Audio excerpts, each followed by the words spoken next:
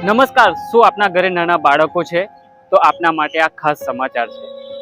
આજે ગોત્રી હોસ્પિટલમાં એક પરિવાર એવો એમના 1 વર્ષના બાળકને લઈને પહોંચ્યો હતો, જેમના જે નાનો બાળક હતો તે એલઈડી બલ્બ ગળી ગયો હતો।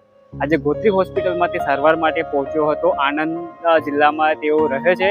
ગોત્રી હોસ્પિટલ ખાતે તેઓ સારવાર માટે આવ્યા હતા। નાના બાળકને કફ સિરપ, તે શરદી ખાંસી, ન્યુમોનિયા જેવો રોગ હોય તેવા લક્ષણો તેને દેખાતા હતા, પણ ક્યાંક ને ક્યાંક જે ગોત્રી હોસ્પિટલમાં તે આવ્યો અને ગોત્રી હોસ્પિટલમાં ડૉક્ટર હિરેન સોની જેઓએ તેમની સારવાર કરી છે અને જે તેમની સારવારમાં ડૉક્ટર હિરેન સોનીએ જે એક્સરે ફોટો પડાવ્યો તેમાં જોવા મળ્યું કે નાના બાળકે એલઈડી બલ્બ ગળી ગયો હતો।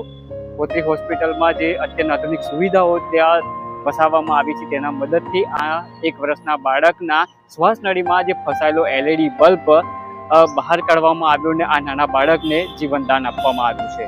ગોત્રી હોસ્પિટલ દ્વારા અવનવી રીતના જે ગરીબ અને મધ્યમ વર્ગના દર્દીઓ આવતા હોય છે તેઓને જે સારવાર આપવામાં આવતી હોય છે, ત્યારે આણંદ જિલ્લામાંથી જે આવેલો આ પરિવાર જે એક આશા સાથે અહીંયા ગોત્રી હોસ્પિટલ ખાતે આવ્યો હતો કે તેના બાળક જે પીડાઈ રહ્યો છે તે દર્દથી તેને છુટકારો મળે ને જે રીતના ગોત્રી હોસ્પિટલમાં તેઓ પહોંચ્યા, ડૉક્ટર હિરેન સોની સાહેબ સાથે તેની મુલાકાત થઈ। ડૉક્ટર હિરેન સોની સાહેબે તેમને ચેકઅપ કરાવ્યું એ બાળકનું, તો ચેકઅપ કરાવવામાં એક્સરે ફોટો પડાવ્યો ત્યારે એક્સરે ફોટોમાં જોવા મળ્યું કે એક નાનું એલઈડી બલ્બ એ બાળક છે તે ગળી ગયો હતો।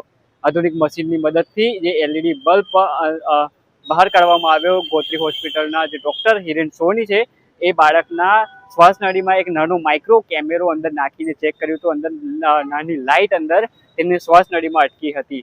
તેને સફળતાપૂર્વક બહાર કાઢીને ગોત્રી હોસ્પિટલે આ બાળકને નવું જીવનદાન આપ્યું છે। જો આપ પણ આપના ઘરમાં જો નાના બાળકો હોય તો નાના રમકડા આપતા ચેતજો, કેમ કે એક નાની વસ્તુ જે નાના બાળકોને મોંમાં નાખવાની ટેવ હોય છે તે ક્યાંક ને ક્યાંક ગંભીર સ્વરૂપ ધારણ કરી શકે છે।